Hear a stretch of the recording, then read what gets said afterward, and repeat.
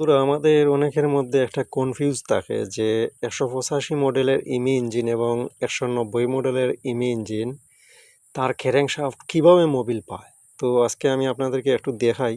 তো চলুন আগে আমরা ব্লকের মধ্যে গিয়ে দেখে আসি একটু। এই যে দেখুন, ব্লকের মধ্যে এই যে দেখুন একটা ছিদ্র আছে। এই ছিদ্র দিয়ে কিন্তু মোবিল এসে আমাদের যে এই যে রুলার বিয়ারিং আছে, এই বিয়ারিংয়ের মধ্যে পড়ে। এখানে আমাদের মোবিল মিটার থাকে, পাম্প থেকে যে লাইনটা আসে এখানে বসে। আর এই যে দেখুন আমাদের মোবিল মিটারের যে লাইন আছে আমাদের খাবারের সাথে, যে ব্যাক খাবারের সাথে।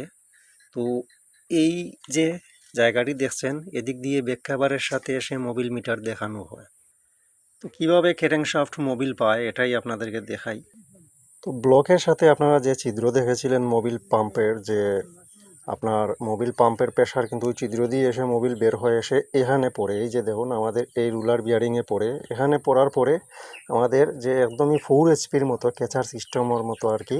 তো এটা ক্যাচার সিস্টেম না, এটা এই বিয়ারিং থেকে ডাইরেক্টলি মোবিল এই ছিদ্র দিয়ে গিয়ে এদিক দিয়ে বের হয়। তো এরকমই আসলে এই ক্যারেংশাফট মোবিল পায় এই ছিদ্র দিয়ে গিয়ে। তো আশা করি বুঝতে পেরেছেন যে এই ইঞ্জিনগুলা কীভাবে ক্যারেংশাফট মোবিল পেয়ে থাকে।